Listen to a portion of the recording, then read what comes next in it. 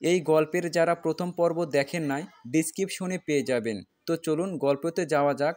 সন্ধ্যার আগে ছেলেকে নিয়ে ধরাধরি করে কোনো মতে তোশকটা ঘরে নিলাম। আগে থেকে চট বিছিয়ে রেখেছিলাম, সেখানে একটা চাদর বিছিয়ে নিলাম। চাদরটা আমার ব্যাগে ছিল। ছেলে আমার নতুন বিছানা দেখে খুশিতে লাফিয়ে উঠল। উঠোনের এক কোণে একটা ভাঙা বাক্সর মতো পড়েছিল, সেটাই ঝেড়ে মুছে হালকা ঠিক করে ঘরে এনেছি। কাঁথাগুলো ভাঁজ করে রেখেছি ওখানে। খালা এলেন এমন সময়। আমি তখন কম্বল ভাঁজ করছি। খালা কিছুক্ষণ কম্বলের দিকে তাকিয়ে বলল, বাহ, কম্বলটি দেখছি নতুনই আছে। ধুলো লেগে নোংরা লাগছিল। জানো তন্নি, এমন একটি কম্বল আমার মায়ের ছিল। মা মরে গেছে কত বছর হলো, আজও কম্বলটির কথা ভুলতে পারিনি। কম্বলটি যদি পেতাম গায়ে দিয়ে এক রাত ঘুমাতাম। আমি বুঝে গেলাম তার মতলব, কিন্তু এবার আর সুযোগ দেব না। বললাম, না না খালা, তা কি করে হয়? এটা আপনাই দিলে আপনার মায়ের কথা বেশি মনে পড়বে, আপনার কষ্ট পাবেন মায়ের কথা মনে করে। এর চেয়ে বরং আপনার যা আছে তাতেই ঘুমান, কষ্ট কম হবে। আমার এহেন কথায় খালার মুখখানা ছোট করলো। চারপাশে তাকিয়ে ভাঙা সেই বাক্সটি দেখে বলল, তুমি আমার বাক্স ঘরে এনেছো কেন তন্নি? টাকা দিয়ে কিনেছো নাকি? টাকা দিয়ে সবই তো কিনলাম। বাড়িওয়ালা হিসাবে আপনারও উচিত কিছু দেওয়া। আপনার ঘর বাড়ি সারলাম, সব ঠিক করলাম, এগুলো ঠিক আপনার দায়িত্ব ছিল। একটা বাক্সের জন্য এখন টাকা চাইতে আসবেন না দয়া করে। এটা তো ফেলেই রেখেছিলেন আপনি। খালার আগে আগুন। ঘর থেকে হনহনিয়ে বেরিয়ে গেল সে। আমার ভীষণ হাসি পেল কেন জানি। অনেকেই হয়তো ভাবছেন আমি কেন এই বাড়িতে থাকছি। এখানে থাকার তেমন ইচ্ছে আমারও নেই। থাকছি বিপদে পড়ে। দুনিয়াতে আপন কেউ নেই আমার। এই বাড়ি থেকে আকাশের বাড়ি খুব বেশি দূরে না। একটা সাহস পাই অজানা কারণে, যদিও আকাশ অকৃতজ্ঞ। কিন্তু ওই এলাকার কিছু মানুষ আসে যারা আমার পরিচিত। মনে হয় কোনো বিপদে পড়লে তাদের কাছে গিয়ে সান্ত্বনা পাবো। একবার হলেও তারা দেখবে আমায়। নিজের জন্য ভাবি না আমি, বাচ্চা দুটোর জন্য চিন্তা হয়। অন্যর্থ চলে গেলে যদি কোনো বিপদ হয়, চারিদিকে কত খুনের ঘটনা শুনি, মনে ভয় হয় ভীষণ। এখানেও এমন কিছু ঘটতে পারে। কিন্তু কানের পিঠে কজন পরিচিত লোক আছে, সেই ভরসা। বর্তমানে একটা ঘর বাথরুম নিতে গেলেও 1500-র নিচে নেই। আমি খুঁজেছি, অগ্রিম দিতে গেলেও 3000। থাকবো তবুও মনে ভয় নিয়ে। ও নিরাপত্তা কাজ করবে ভীষণ। একটা কাজের জোগাড় করব প্রথমে, এরপর এখানেই কাছাকাছি একটা ভালো ঘর নেব। ছেলে মেয়েকে ভালো পরিবেশে বড় করব। এখানে অ্যাডভান্স টাকাটা দিয়েছি, সুতরাং গেলে আমারই লস। সুখের সময় নেই আমার হাতে, অগণিত টাকাও নেই যে 1 মাসের ভাড়া গচ্ছা দিলে সমস্যা হবে না। বাড়িটা না সারলেও পারছিলাম না। জানি না কতদিন থাকতে হবে এখানে। কাজ খুঁজতে হবে, সময়ের ব্যাপার। ভাঙা ঘরে থাকলে কোনো বিপদ হতে পারতো। আমরা বাচ্চার মায়েরা বাবুদের নিয়ে একটু বেশিই সেনসিটিভ। বাচ্চার সুস্থতার ব্যাপারে কখনো টাকা দেখি না। সব ভাবতে ভাবতে কাজ শেষ করলাম। ছেলেকে বললাম খেয়ে নিতে। ছেলে আবারও একই প্রশ্ন, বাবা আসেনি আম্মু? বললাম, বাবার কাজ আছে তাই আসেনি, তুমি খেয়ে নাও। ছেলে আমার মন খারাপ করলো, খেতে লাগলো চুপচাপ। আমি খেলাম একটু, দরজা লাগিয়ে শুইতে যাব এমন সময় খালা এলো আবারও। বুঝলাম না, এত আশার কি আছে? প্রয়োজনের সময় তো আসে না। খালা বিছানায় বসে আমার ছেলের মাথায় হাত বুলিয়ে বলল, ঘুমাবে নাকি? ঘুমাও বাবু, বাচ্চাদের তাড়াতাড়ি ঘুমাতে হয়। আমি চুপচাপ বসে আছি। তিনি আমার দিকে তাকিয়ে বললেন, খেয়েছো তন্নি? হ্যাঁ। কি খেলে? ঘরে খাবার তো তেমন নেই। বললাম, সেই বিরিয়ানি ছিল অর্ধেকটা, ওটাই খেলাম মা ছেলেতে। এবার একটু চুপ হয়ে গেলেন তিনি। কিছুক্ষণ ঝিম মেরে বসে থেকে বললেন, একটা কথা বলি তন্নি, আমার মেয়ের মতো তুমি। তোমার মায়া ভরা মুখটা দেখলে মায়া হয় ভীষণ। এভাবে খাবার কিনে এনে কদিন খাবে? বাচ্চার পেট খারাপ হবে, টাকাতেও কুলাবে না। তোমার আঙ্কেলের সঙ্গে কথা বললাম, তিনি একটা পরামর্শ দিলেন, তুমি আমাদের সঙ্গে খাও, মাস শেষে 1000 টাকা দিও, সমস্যা নেই, মাস শেষেই দিও। খাবার নিয়ে আমি আবার টাকা আগে নিতে পারি না। মনটা আমার বড় কিনা? না খালা, তার প্রয়োজন হবে না। আমি কাল বাজারে গিয়ে চাল ডাল আর সবজি কিনে আনবো। বোকা মেয়ে, সব কি এতই সস্তা? তোমার কোনো কাজ নেই হাতে, আগে কাজের জোগাড় করো, তারপর না হয় নিজে কিনে খেও। জিনিসপত্রের খুব দাম। একটা সংসারে কম জিনিস লাগে নাকি? হাঁড়ি না হয় আছে কখান, হাঁড়িতে রান্নার সব কিনতে গেলে হাত তোমার একদম খালি হবে। দুটো ছেলে মেয়ে নিয়ে থাকবে, হাতে কিছু রেখে দাও। তোমায় তো আর দেওয়ার মতো কেউ নেই যে বিপদে চাইলে। এখন বাজার সদাই করতে গেলে তেল থেকে নুন সব কিনতে হবে তোমার। ৫-৭ হাজারেও হবে কিনা সন্দেহ। তোমার ছেলেকে যা বুঝলাম ভালো মন্দ ছাড়া খায় না।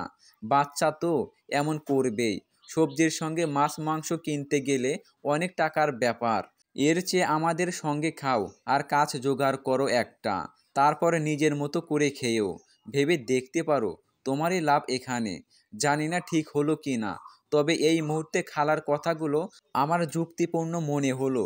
সত্যি তো আমার কেউ নেই সাহায্য করার মতো। একদম হাত খালি হলে চলবে কি করে বাচ্চা নিয়ে? বাচ্চাওয়ালা মায়েদের হাতে সবসময় টাকা রাখতে হয়। স্বামী থাকলে এত চিন্তা হতো না। কিনতে গেলে সব কিনতে হবে। তেল মশলা সবজি চাল ডাল মাছ মাংস সব কিনতে হবে। অল্প করেও কিনতে গেলে টাকা লাগবে বেশ।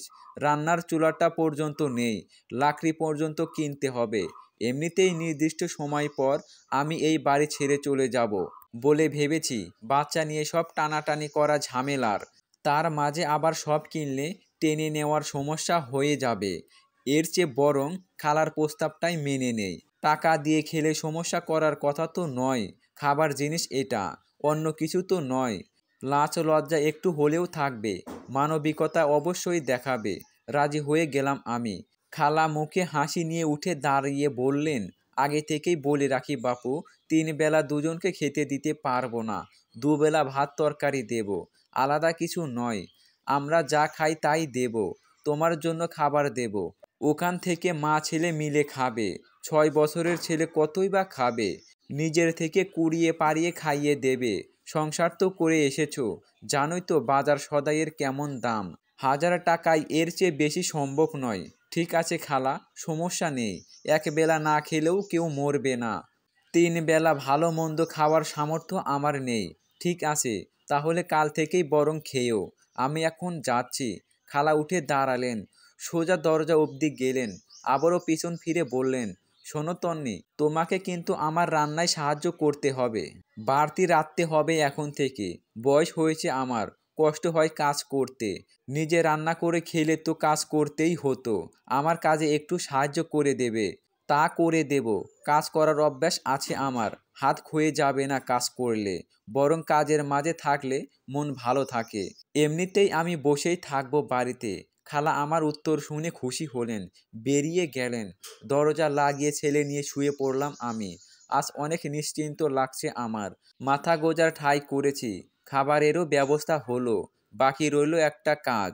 সব যেহেতু হয়েছে, কাজও হবে। ধীরে ধীরে আমি সব করব আমার সন্তানদের জন্য। কাল থেকে কাজের খোঁজে বের হব ভেবেছি। ছেলের দিকে তাকালাম, নরম বিছানা পেয়ে শান্ত মন নিয়ে ঘুমিয়ে গেছে। মেয়ে ঘুমিয়ে কাদা সেই কখনই। ২ দিন ঘুমাইনি আমি, আজ খেটেছি ভীষণ। ক্লান্ত লাগছে, হাত পা ব্যথা করছে, ঘুমের প্রয়োজন। চোখ বুজলাম, ঘুমে হারিয়ে গেলাম। খুব সকালে ঘরের দরজায় প্রচণ্ড ধাক্কার শব্দ। আমি ভ্রু কুঁচকে দরজা খুললাম। ভোরের আলো এখনো পুরোপুরি ফোটেনি। দরজার বাইরে খালা দাঁড়িয়ে আছে। ব্রাশ করতে করতে এসেছেন তিনি। থুতু ফেলে বলল, দিন রাতে শুয়ে থাকলে হবে? রান্নার কাজে সাহায্য করতে হবে তো, চলো আমার সঙ্গে। আমি বাইরে এসে বললাম, এত সকালে রান্না উঠিয়ে দেবেন খালা? সকালই তো হয়নি ঠিক মতো, তাড়াতাড়ি রাঁধি আমি। তোমার আঙ্কেল সকাল সকাল খেয়ে সব নিয়ে দোকানে যায়। চলো। তিনি চলে গেলেন। আমি চোখে মুখে পানি দিয়ে দরজা হালকা চাপিয়ে দিয়ে গেলাম। বাচ্চারা এখন উঠবে না, গভীর ঘুমে আছে। মেয়েকে খাইয়েছি একটু আগেই। ২ বাড়ির মাঝে একটা গেটের মতো আছে। এক পাশে খালা থাকে, অন্য পাশে আমি। তার বাড়ি যেতেই দেখলাম খালা মুখ ধুচ্ছে ভাত রুমে। আমায় দেখে বলল, ওইদিকে ঝাঁটা আছে, উঠোনটা আগে ঝাড়ু দিয়ে নাও। ঘরগুলো আমি ঝাড় দিয়েছি। কিন্তু খালা, আমার তো শুধু রান্নায় সাহায্য করার কথা। রান্নাতেই তো সাহায্য করবে, জানো না? রান্নার আগে বাসি ঘর উঠোন ঝাড় দিতে হয়। আমি আর কিছু বললাম না। সকাল সকালে ঝামেলা চাই না। ছোট একটা উঠান, ঝাড় দিলে হাত ফসকা পড়বে না আমার। ঝাড় দিয়ে ওনার রান্নাঘরে গেলাম। খালা সবজি নামাচ্ছে। এই প্রথম ওনার বাড়িতে আসলাম। চারপাশে দেখলাম, বেশ বড় বাড়ি, দামি ফার্নিচার, ছেলেরা বিদেশ থাকে বলে কথা। ঘরে হরেক রকম জিনিস, 4-5টা রুম, প্রতিটি রুমেই ছোট বড় অনেক শোপিস, ফার্নিচার, ডিজাইনের আলমারি, খাট, ড্রেসিং টেবিল, আরও কত কিছু। মহিলার শৌখিন আছে বলতে হবে। আমার ঘরেও এক সময় এত কিছু ছিল, দামি দামি ফার্নিচার ছিল, এর চেয়ে বেশিই ছিল বলতে গেলে। শখ করে কত কিছু বানাতাম, সাজানো গোছানো সংসার আমার ধুলো হয়ে গেছে যেন। সবই আজ অতীত। রান্নাঘরের একটা জিনিস দেখে ভীষণ অবাক হলাম, বস্তাতে করে আলু পেঁয়াজ রাখা। এত কেন? সামান্য দুজন মানুষের বছরেও এত লাগার কথা নয়। খালা ডাক দিল আমায়, বলল, রান্নাটা আমিই করব, তুমি শুধু কেটে বেছে দেবে। রান্না করতে দিলে মশলাপাতি বেশি দিয়ে সব ফুরিয়ে ফেলতে পারো, তাই আমিই করব। আমি মনে মনে ভাবলাম, যাক ভালোই হলো, রান্নাটা বেশি ঝামেলার। বাটি নিয়ে বসতে বলল আমায়। ঝুড়িতে অনেক পেঁয়াজ নিয়ে এলো, প্রায় 2-3 কেজির মতো হবে। কাটতে বলল। বুঝলাম না, এত পেঁয়াজ কি করবে? ভুনাতেও তো এত লাগে না। পেঁয়াজের কোনো রেসিপি করবে নাকি? শুধু পেঁয়াজের রেসিপি হয়? একবার জিজ্ঞেস করব ভাবলাম, কিন্তু করলাম না। কি করে দেখতে চাইলাম। পেঁয়াজগুলো কাটতে লাগলাম, প্রচণ্ড ঝাঁজ। কেজিখানেক কেটে আর কাটতে পারলাম না। উঠে দাঁড়ালাম। খালা ভাত রান্না করছিল, আমায় দাঁড়াতে দেখে এগিয়ে এলো, বলল, চোখে পানি দিয়ে নাও, প্রথম তাই এমন হচ্ছে, আস্তে আস্তে সব ঠিক হয়ে যাবে। ভাত রুমে গিয়ে চোখ ধুয়ে এসে বাকিগুলো কেটে দিলাম। ভাত রুমে গেলাম, চোখে বেশি করে পানি দিলাম, মুখ ধুয়ে নিলাম, জ্বালা কমেছে কিছুটা। আবারও কাটতে বসলাম, কষ্ট করে হলেও সবটা কেটে নিলাম। খালা পেঁয়াজ নিয়ে একটা বড় ব্যাগে উঠায়। এবার কেজি 2-এর মতো আলু নিয়ে এলো, কেটে দিতে বলল টুকরো টুকরো করে। কুচি করতে নিষেধ করেছে। এত আলু দুজন মানুষ খাবে কি করে? যেন কোনো অনুষ্ঠানে নিয়ে যাচ্ছে। মনে অনেক প্রশ্ন ঘুরপাক খাচ্ছে। প্রথম দিন তাই কিছু বলছি না। আলুগুলো কেটে দিলাম, সেগুলোও ব্যাগে ভরছে তিনি। এবারে নিয়ে এলো 2টি বেগুন, 3টি আলু আর একটা পেঁয়াজ। আমি বললাম, মাত্র না কত কিছু কেটে দিলাম, আবার এগুলো কেন আনলেন? খালা একগাল হেসে বলল, আরে বাবা, ওগুলো ছিল আমাদের দোকানের জন্য। তুমি হয়তো জানো না, আমাদের একটা দোকান আছে বাজারে, ভাজা জিনিস বিক্রি হয়। দোকানের বড়া সিঙ্গারার জন্যই কাটলে ওই সব। এবার এগুলো রান্না হবে, রান্না না হলে খাবে কি? তাই তাড়াতাড়ি কেটে দাও। তুমি বাপু খুব ঢিলে, এইটুকু কাটতেই বেলা 9টা বাজিয়ে দিলে। রান্না করে খাবো কখন আমি? আজ তোমার জন্য তোমার আঙ্কেলকে না খেয়ে যেতে হবে। কিন্তু খালা, আপনি তো আমায় বলেননি দোকানের জন্য তরকারি কাটতে হবে। আপনি বলেছেন নিজের জন্য রান্না করার কাজ করতে হবে। এত জিনিস খামাখা আমি কেন কাটতে যাব? খালা মুখ বাঁকিয়ে বললেন, মুখে মুখে কত চাপা করো তুমি তন্নি। তোমায় শান্ত ভেবেছিলাম, মেয়ের মতো মনে করি, ভেবেছিলাম মায়ের কাজগুলো করে দেবে।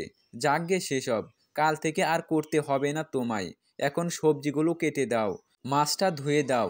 সবজি কেটে দিলাম, মাছ ধুয়ে দিলাম, সব করে দিয়ে বললাম, বেলা অনেক হয়েছে খালা, আমি গেলাম। বাচ্চারা মনে হয় উঠে গেছে।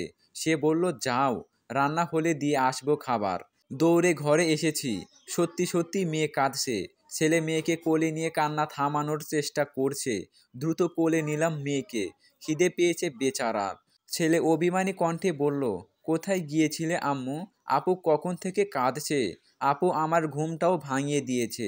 আমি কাজে ছিলাম, আর ঘুমাতে হবে না, পরে ঘুমিও। কল পারে পানি ওঠানো আছে, মুখ ধুয়ে এসো সুন্দর করে। তোমার জন্য নতুন ব্রাশ পেস্ট কিনে এনেছি, ফ্রেশ হয়ে এসো, খেতে হবে। ছেলে আমার বাধ্য বাচ্চার মতো কথা শুনল, মুখ ধুয়ে মুছে বিছানায় বসলো। আমি ততক্ষণে মেয়েকে খাইয়ে মুখটা ক্লিন করিয়ে শুয়ে দিয়েছি। সে এবার একা একাই খেলছে। হাতে বোতল নিয়ে পানি আনতে গেলাম। কলপার থেকে খালাদের রান্নাঘর দেখা যায়। ওইদিকে তাকালাম একবার, চুলো জ্বলছে না, তার মানে রান্না শেষ। হয়তো খেয়ে নিয়ে খাবার দিয়ে যাবে। আমার খাবারটা আগে দিয়ে গেলেই তো হতো। ছোট বাচ্চা আমার, খিদে সহ্য করতে পারে না। পানি নিয়ে ঘরে গেলাম। বেলা তখন 10টা। ছেলে চুপচাপ বসে আছে, মুখটা থমথমে। আমি ঘরের বাইরে পায়চারি করতে লাগলাম, কখন খালা খাবার দিয়ে যাবে, কখন ছেলের মুখে খাবার তুলে দেব। সময় আরও কেটে গেল। ছেলে বোতলের সিপি খুলে 2 ঢোক পানি খেলো। খিদে পেয়েছে বোঝা যাচ্ছে, কিন্তু প্রকাশ করছে না। বসে থাকতে থাকতে ছেলে আমার শুয়ে পড়ল। প্রচণ্ড রাগ হলো আমার। বেলা বেজে গেছে 11:30। খাবার সকালে আর রাতে দেবার কথা, এখন দেখছি দুপুর হয়ে যাচ্ছে। এমনও তো না রান্না শেষ হয়নি। সিলিন্ডার গ্যাসের ডাবল চুলা, এক চুলায় তরকারি কষাতে দিয়ে অন্যটায় মাছ ভাজতে দিলে মিনিট 10-এর মাঝে তরকারি রান্না শেষ হবে। ভাত তো আগেই হয়েছে, এক্সট্রা কিছুও করেনি। করলে কেটে দিতে বলতো আমায়। উঠে দাঁড়িয়ে দরজা পর্যন্ত এসেছি খালার বাড়িতে যাওয়ার জন্য। এমন সময় হন্তদন্ত হয়ে তিনি এলেন। বললেন, বড্ড দেরি হয়ে গেল মা। আসলে খাবার খেয়ে পেটে ব্যথা ধরেছিল, উঠতে পারেনি, তাই খাবার নিয়ে আসতে দেরি হলো। পেটে ব্যথা তো আমায় ডাকতে পারতেন, আমি গিয়ে নিয়ে আসতাম। আমার ছোট ছেলে খিদেতে কষ্ট পাচ্ছে, মাফ করে দাও মা। খাবার আমিই দিয়ে যেতে চেয়েছিলাম, তাই আর ডাকিনি। কাল থেকে আর দেরি হবে না, সময় মতো খাবার পেয়ে যাবে। প্রথম দিন তাই সব একটু পিছিয়ে গেছে, কাল থেকে আর এমন হবে না। খাবার নিয়ে ছেলেকে খাইয়ে দাও। আমি প্লেট হাতে নিলাম। এমন সময় একটা মহিলা এলো।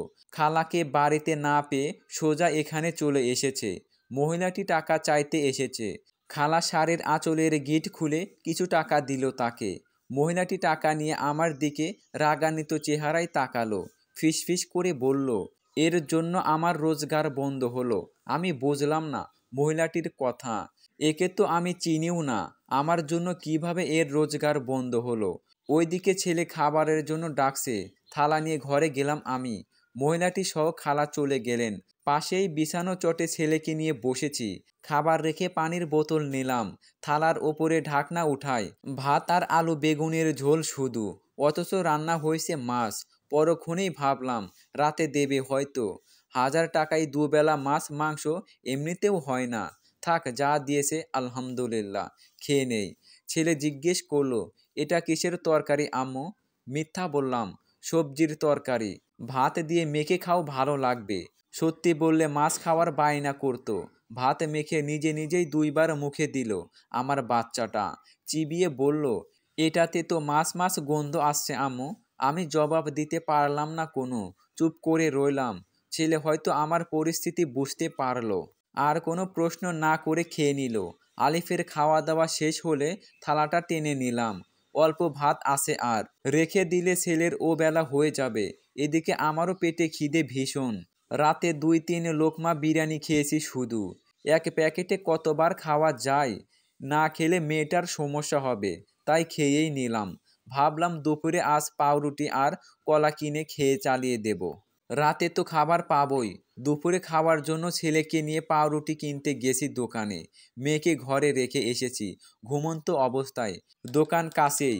একটু আগে দেখা সেই মহিলাকে দেখলাম দোকান থেকে তেল কিনছে।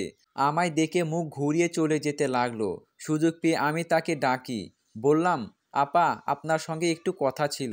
তিনি সাইডে দাঁড়ালেন। আমি সাইডে এসে বলি, আপনাকে তো চিনি না আমি আপা, একটু আগেই প্রথম দেখা হলো। আপনি সম্ভবত আমায় বলেছিলেন আমি আপনার রোজগার নষ্ট করেছি। সেটা কিভাবে? মহিলাটি কর্কশ কণ্ঠে বললেন, সব জেনে নাটক করা হচ্ছে না? আপনি জানতেন না ওইখানে আমি কাজ করি, দোকানে সবজি কাটার?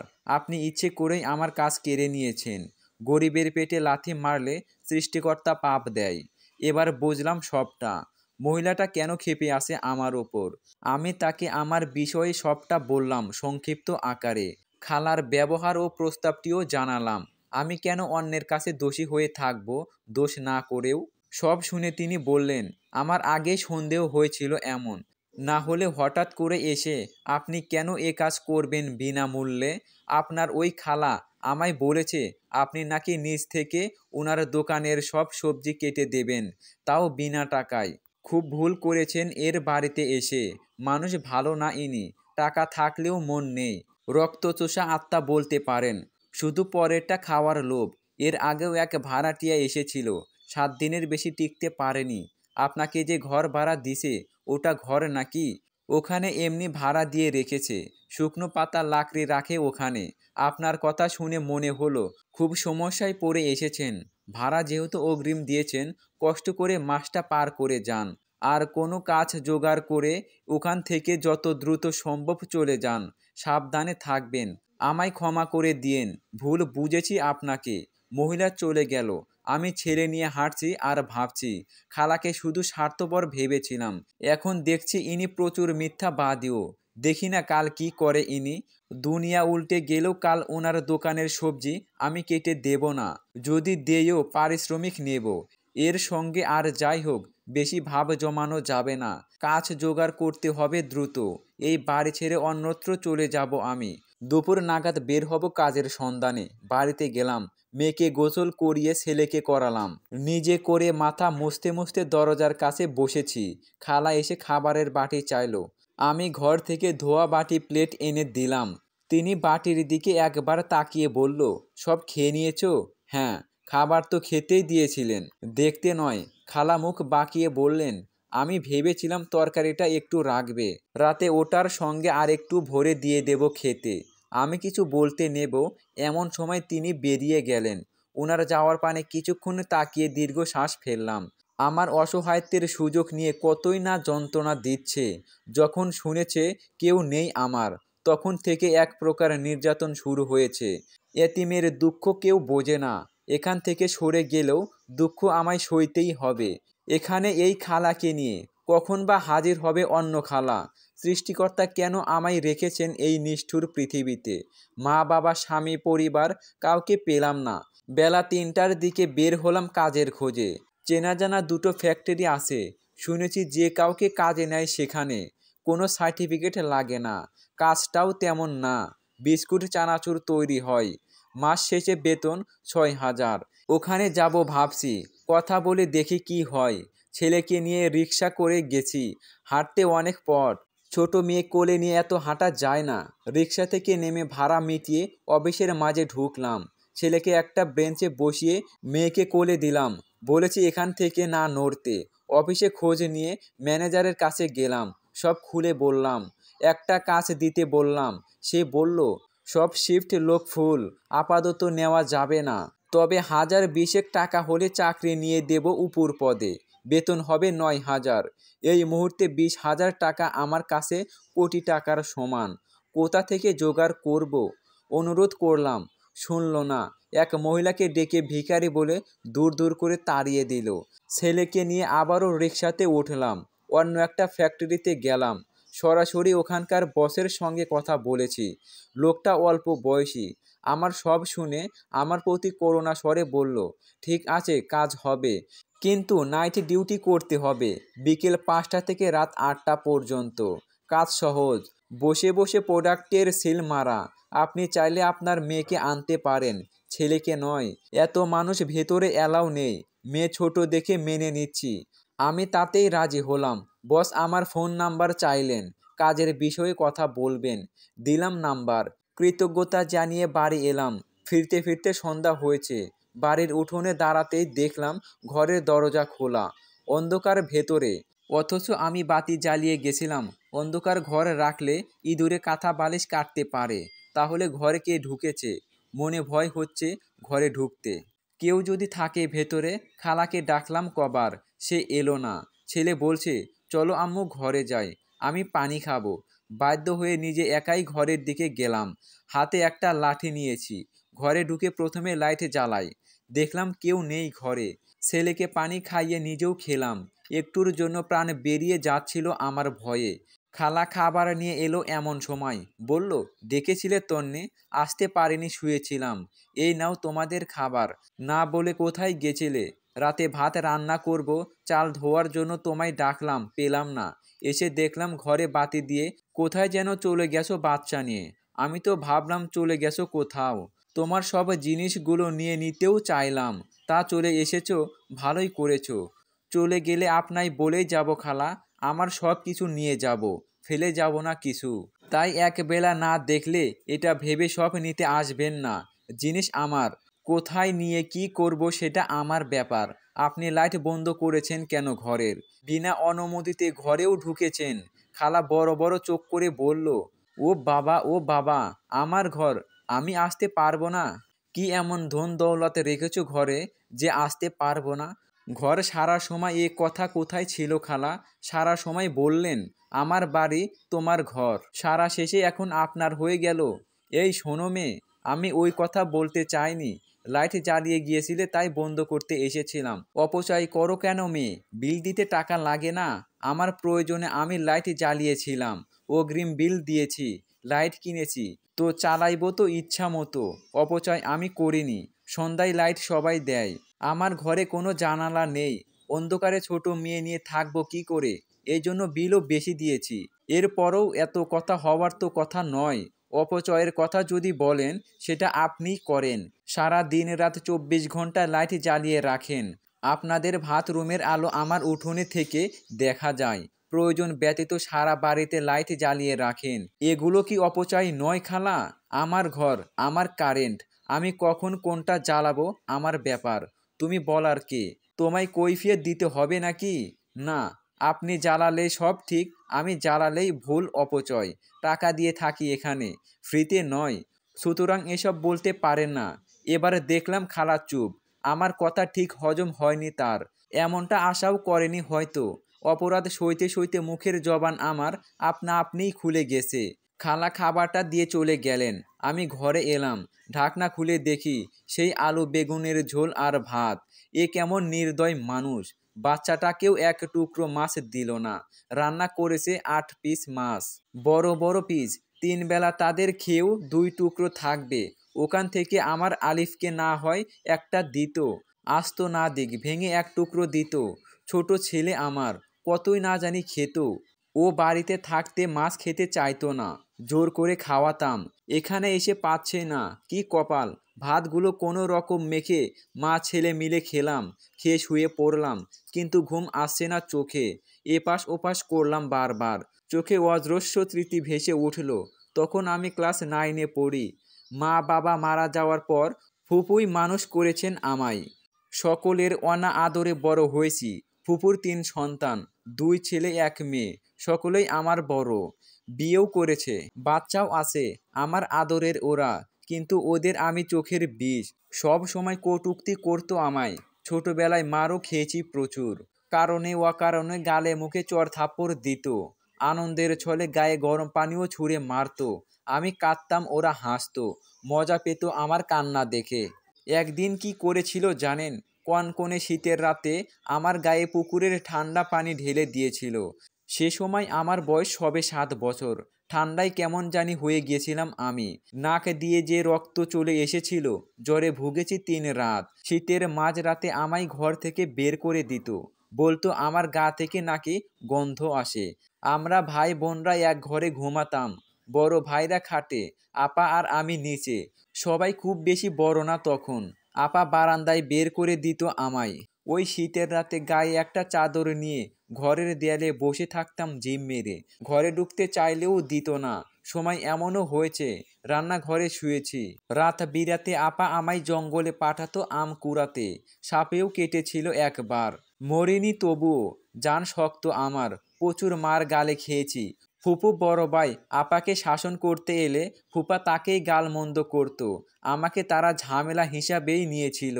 মাত্র 8 বছর থেকে আমি সংসারের কাজ করতাম। বড় ভাই বোনদের কাপড় ধুয়ে দিতাম, জুতো পরিষ্কার করে দিতাম। ওদের এঁটে খাবার খেয়ে বড় হয়েছি। মাঝে মধ্যে অবশ্য ফুপু লুকিয়ে খাবার খাওয়াতেন আমায়। অবশেষে স্কুলে যেতাম আমি, খালি পায়ে, ব্যাগ ছাড়া, বই হাতে। জানেন, কড়া রোদের দিনে পিচ ঢালা রাস্তা দিয়ে খালি পায়ে হেঁটে হেঁটে পায়ে ফোস্কা পড়েছে কতবার। রাতে চুপি চুপি কাঁদতাম। শব্দ হলে বড় ভাই পিঠে লাথি বসাতো।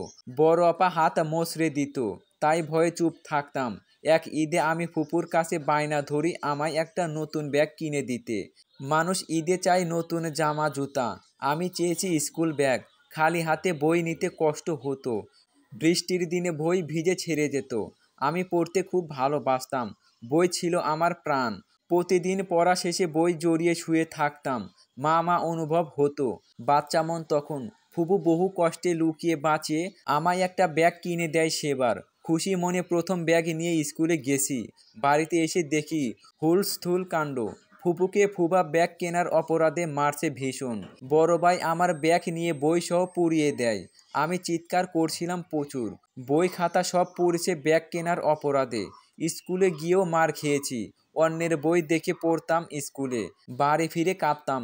এভাবেই বড় হয়েছি আমি। ক্লাস 6 পর্যন্ত বড় ভাইরা মেরেছে প্রায়, এরপর আর মারেনি। গায়ে হাত দেওয়া দৃষ্টিকটু দেখায় তাই। তবে আপার অত্যাচার ছিল ঠিকই। একবার জ্বর শরীরে রান্না পুড়িয়ে ফেলেছিলাম। আপা সেদিন আমায় জুতো দিয়ে গালে পিঠে মেরে ফুলিয়ে দিয়েছিল। তখন আমি ক্লাস 8-এ। মরতে ভীষণ ভয় পেতাম আমি, তাই কিছু করতে পারিনি। 8-এর পরীক্ষার আগে আপার বিয়ে হয়ে যায়। ভেবেছিলাম বেঁচে গেলাম, কিন্তু তা হলো না। বড় ভাই বিয়ে করে 1 মাস পরে। ভীষণ সুন্দরী ভাবি। আমি ভাবির সঙ্গে মিলেমিশে থাকতে চাইতাম, পারিনি। সে আমায় সহ্যই করতে পারতেন না, সব কাজ করাতো। ফুপু কিছু বললে ফুপুর সঙ্গে ঝগড়া হতো। ভাবির বাসি কাপড় পর্যন্ত আমায় দিয়ে ধুয়েছে। আমাদের বাড়ি ছিল অজপরা গায়ে। বড় একটা জমির ভেতর আমাদের বাড়ি। আশেপাশে কেউ নেই।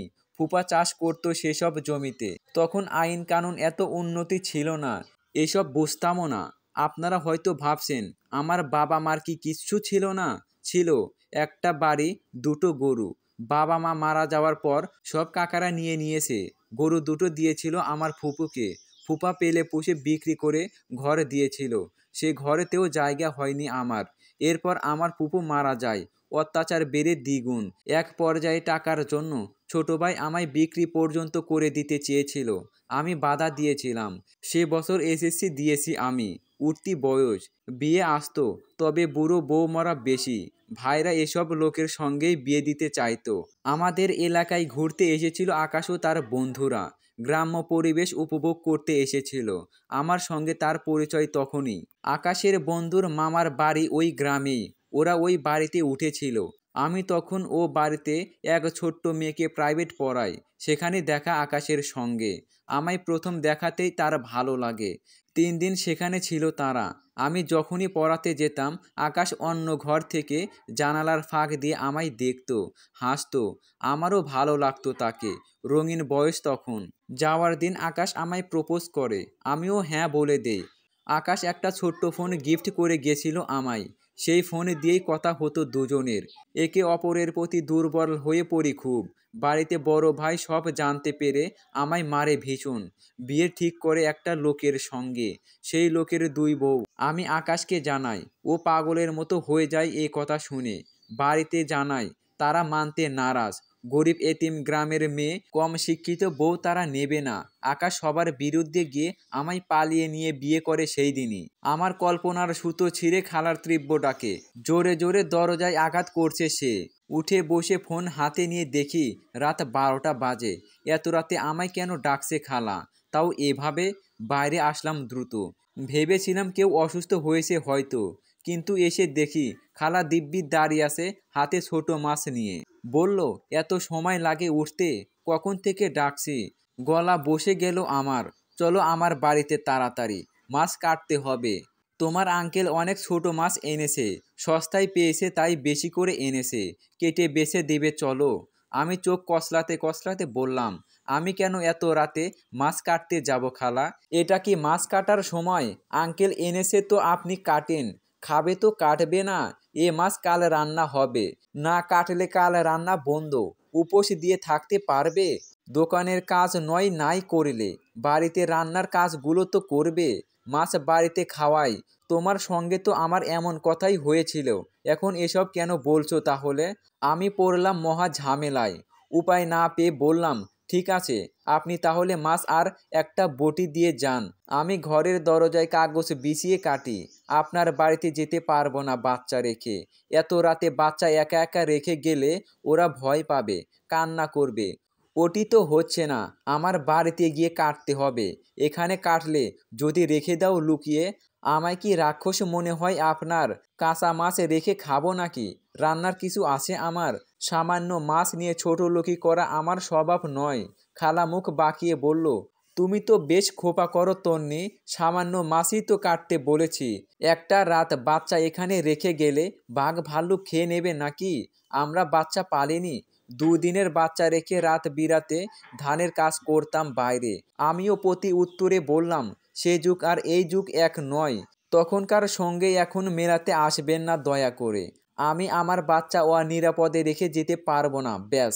তেমন হলে কাল আমি আলাদা খাবো।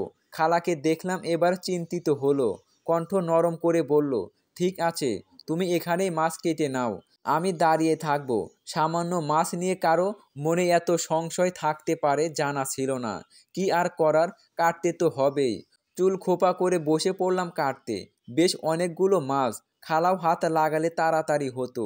আমি কিছু বলার আগেই সে বলল, এত রাতে মাছ কাটলে আমার হাত কেটে পড়ে যাবে। এখন কি আর সেই বয়স, সেই শক্তি, সেই চোখ আছে? তুমি বাবা বয়স কম, চোখ ভালো, দেখতে পাও, এই জন্য তোমায় দিয়েছি কাটতে। আমার পেটের মেয়ে হলে তাকেই বলতাম, তোমায় মেয়ে মনে করি তাই আবদার বায়না করি। তুমি বাপু আমায় শুধু ভুল বোঝো, কথায় কথায় তর্ক করো, রাগ দেখাও। মা হলে এমন করতে? মনে মনে বলি, আমার মা হলে মেয়ের দুঃখটা বুঝতো, খাবারে কষ্ট দিত না, খাই বলে অন্যায় আবদার করতো না। মায়ের জায়গা কেউ নিতে পারে না, বলতে পারে সবাই, কিন্তু কাজে পারে না। ঘুমে আমার চোখ ডুলুমুলু, ছোট ছোট মাছ। এত রাতে বাজার দিয়ে আসার সময় কম পেয়েছে নিশ্চয়, এই জন্য কিনে এনেছে। এই মাছ কাটা এক প্রকার অত্যাচার। কোমর ধরে আসছে আমার, পা ঝিমঝিম করছে, হাতের তিনখানে কেটেও গেছে। টানা 1 ঘন্টা বসে মাছ কেটেছি। মেয়ের কান্না শুনলাম, ঘুম ভেঙে গেছে। তড়িঘড়ি করে নোংরা উচ্ছিষ্ট অংশ পলিব্যাগে গুছালাম। মাছ কাটা শেষ, এগুলো ফেলে দিতে হবে। এত রাতে ফেলা ঠিক হবে না। ফেলতে গেলেও বাড়ির বাইরে গিয়ে দূরে ফেলতে হবে, না হলে গন্ধ বের হবে। এই মহিলা যা মানুষ, তাতে আমাকেই ফেলতে বলবে। মাছ যে কাটলো না, উচ্ছিষ্ট ফেলবে নাকি? এদিকে বাইরে গুটগুটে অন্ধকার, ভয় করে আমার। তাই ভাবলাম সকালে ফেলবো। খালাকে বললাম, মাছের উচ্ছিষ্ট সকালে ফেলে দেবনি, একটা ব্যাগেতে রেখে দেই, এত রাতে ফেলা ঠিক হবে না। খালা হুড়মুড়িয়ে উঠে দাঁড়ালো, ফোনের লাইট জ্বালিয়ে বলল, পলি খোলো, আমি একবার চেক করে নেই, যদি মাছ কিছু রেখে দাও। প্রচণ্ড বিরক্ত হলাম আমি। ধপ করে পলিটি নিচে রাখলাম। মহিলা একটা কাঠি এনে খুঁটিয়ে খুঁটিয়ে নেড়ে চেড়ে সব দেখতে লাগলো। ইচ্ছে হচ্ছিল এই নোংরাগুলোই এর মুখে পড়ে দেই। বললাম, এক কাজ করেন খালা, মাছের অংশের নোংরাগুলোও নিয়ে যান, ফ্রিজে রেখে দিবেন, সকালে বেছে বেছে ফেলে দিবেন। তিনি ভ্রু কুঁচকালো। আমি মাটি থেকে পলির সমস্ত নোংরা উঠিয়ে ব্যাগে রেখে বাড়ির এক কোণে রাখলাম। হাতে সময় নেই আমার, মেয়ে কাঁদছে, খাওয়াতে হবে। খালাকে বললাম, মাছ কেটে দিয়েছি, নোংরা ফেলে দিয়েছি, বেছে কেটে হাঁড়িতে মাছ রেখেছি, আপনি শুধু একটু ধুয়ে নেবেন, আমার মেয়ে কাঁদছে খিদেতে। কাটলে বাঁচলে তুমি ধুয়েও দিয়ে যাও। এখন এই মাছ ধুয়ে আমি হাত ময়লা করব নাকি? মেয়ে কাঁদছে তো কি হয়েছে? কাঁদলে বাচ্চার ব্রেন ভালো হয়, কান্নার সঙ্গে সঙ্গে খাবার দিলে অহংকারী হবে, অভাব বুঝবে না। মেয়ে মানুষের একটু ধৈর্য ধরতে হয়, মায়ের শেখাতে হয়। আমার 2 মাসের মেয়েকে কান্না করাবো, খিদে পেলে খাবার না দিয়ে অভাব বোঝাবো, এইটুকু বাচ্চাকে ধৈর্য শেখাবো? মাথা খারাপ নাকি আপনার? খালা আমার রাগান্বিত চেহারা দেখে ভয় পেল হয়তো। মাছের হাঁড়ি নিয়ে সুরসুর করে চলে গেল। এরপর কি হলো তা কি আপনারা জানতে চান? জানতে চাইলে কমেন্ট বক্সে কমেন্ট করে জানাবেন। আর আপনাদের কমেন্টের জন্যই কিন্তু তৃতীয় পার্ট আসবে।